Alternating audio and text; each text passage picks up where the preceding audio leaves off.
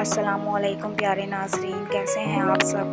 तो मैं अपनी गुफ्तगू का आगाज़ करती हूँ कि मैंने ये जो नावल है ना, मैंने बहुत पुराना लिखा हुआ था। मुझे समझ नहीं आता था मैं कैसे डालूँ कैसे ना डालूँ। मैंने 2-3 चैनल पर ट्राई भी किया, बट मेरे अंदर इतना कॉन्फिडेंस नहीं था, ना मुझे इतना बोलना आता था।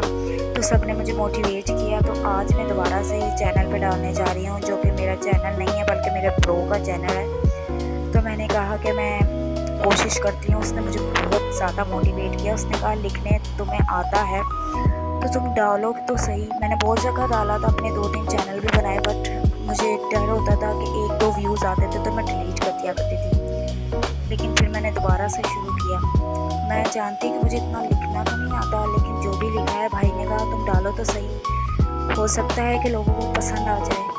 तो फिर इसने कहा, मैंने कहा चलो मैं डालती हूँ। तो आज हम शुरुआत करते हैं। मैंने कहा कि आवाज़ पता नहीं लोगों को कैसे ही लगे कैसे ही नहीं, लेकिन फिर भी मैंने कोशिश करी है।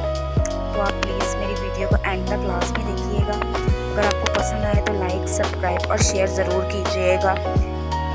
नावल का नाम है बदले की आग में जलता वजूद, राइटर AR आर्या, 2007। चलें हम शुरू करते हैं। बिस्मिल्लाहिर्रहमानिर्रहीम। चलें शुरुआत करते हैं।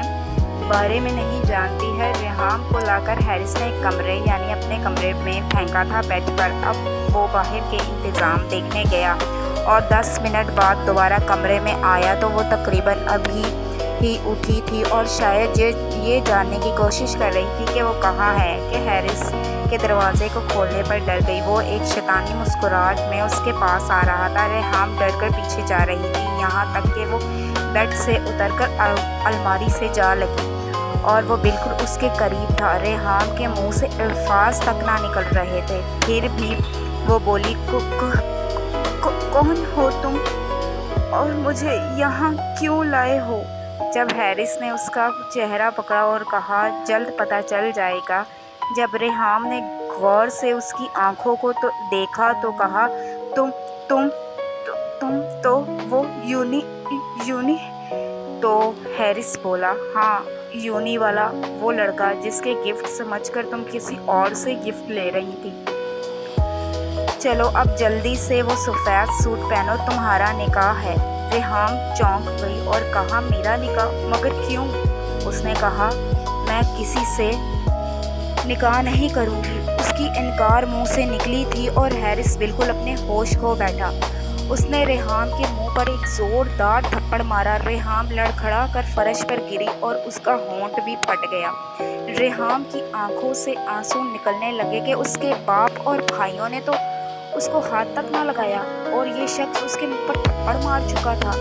अब हैरिस बोला, मैं बता नहीं रहा, हुक्म दे रहा हूँ। तुम्हारा निकाह है मुझसे, जल्दी करो, आज से सारे हुक्म मानोगी तुम। रेहाम बोली रोते हुए, मैं तुम्हारा कोई हुक्म नहीं मानूंगी, समझ आई? मुझे घर जाने दो प्लीज़। उसके इतने ज़ोर से चीखने से हैरिस ने एक और ज़ोर का थप्पड़ मारा तो रेहाम बोली, मेरे बाबा और भाइयों को तुम जानते नहीं हो। अगर उन्हें पता चला कि तुमने मुझे मारा है तो वो अभी।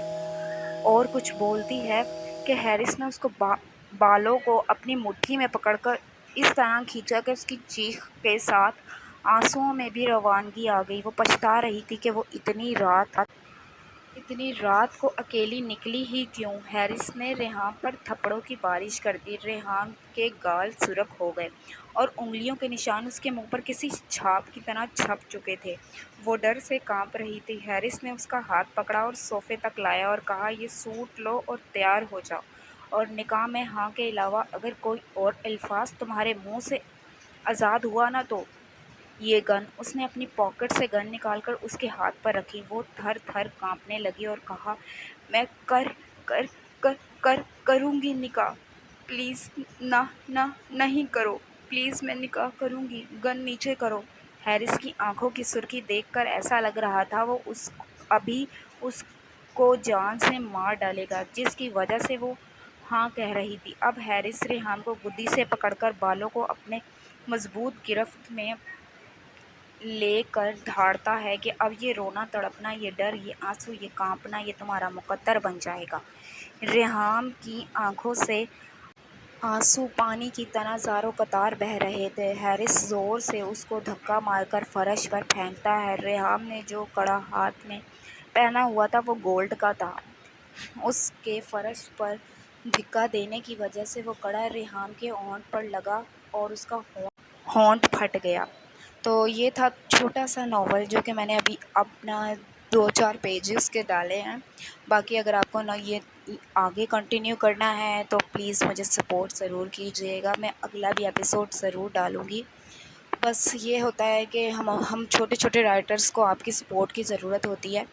مانتے ہیں کہ ابھی اچھا لکھنا نہیں آتا، لیکن جب آپ کی سپورٹ ملتی ہے اور اگلا ہمارا چینل گرو کرتا ہے تو پھر ہمیں کانفیڈنس کے ساتھ ساتھ ہمیں یہ ہوتا ہے کہ ہمارے جو ناظرین ہیں، دیکھنے والے، وہ ہمیں پسند کر رہے ہیں، ہماری آواز کو پسند کر رہے ہیں، ہماری جو لکھائی ہے وہ ضائع نہیں گئی، ہمیں کوئی پسند کرنے والا ہے ہماری لکھائی کو، تو اس وجہ سے ہمارا حوصلہ افزائی ہوتی ہے اور ہمیں آگے لکھنے کا اور شوق پیدا ہوتا ہے۔ جیسے کہ میں نے بہت پہلے یہ سفر شروع کیا تھا، لیکن اب موٹیویشن کی وجہ سے مجھے ڈالنا پڑا، کیونکہ میرے بھائی نے مجھے بہت زیادہ کہا جب تک تم آگے شیئر نہیں کرو گے اپنے ناول کو، کسی کو دکھاؤ گی نہیں تو یہ کیسے پھیلے گا، یعنی کہ کیسے لوگوں تک پہنچے گا۔ تو جب ان تک پہنچے گا کوئی بات نہیں، سال لگتا ہے، 2 سال لگتا ہے، ہر ایک شخص کی محنت رنگ ضرور لاتی ہے، تو پھر اس وجہ سے میں نے ڈالا۔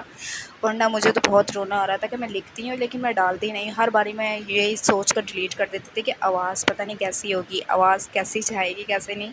لیکن اب جو بھی میری آواز، مجھے نہیں سمجھ آ رہی کہ میری آواز آپ لوگوں کو کیسی لگے گی یا نہیں لگے گی، یا آپ کو ناول سمجھ بھی آئے گا کہ نہیں، لیکن میں پوری کوشش کروں گی کہ آپ لوگوں کو میرا ناول سمجھ بھی آئے اور میں آپ کو بہت طریقے سے اس کو پڑھ کر بھی سناؤں گی۔ پہلے میں نے بہت زیادہ ناولس کو لکھا بھی، لیکن میں نے وہ ناول اپنے ڈالے کہیں پر بھی نہیں، جو اگلے چینل پر میں نے ڈالے تو وہ سارے کے سارے جو تھے وہ میں نے خود ہی نے ریموو کر دیے، کیونکہ وہ بغیر وائس کے میں نے ڈالے تھے، اور بغیر وائس کے یوٹیوب جو ہے نا وہ کسی بھی چیز کو ری یوز کنٹینٹ دے دیتا ہے، تو اس وجہ سے میں نے وہ ڈیلیٹ کر دیے تھے۔ اب یہ سارا کچھ میں بول رہی ہوں نا، یہ صرف میرے بھائی کی سپورٹ کی وجہ سے ہے اور میرے ماما بابا کی۔ تو خیر، آپ سپورٹ ضرور کیجیے گا، چینل کو لائک، سبسکرائب اینڈ شیئر ضرور کیجیے گا۔ وقت تک کے لیے اللہ حافظ۔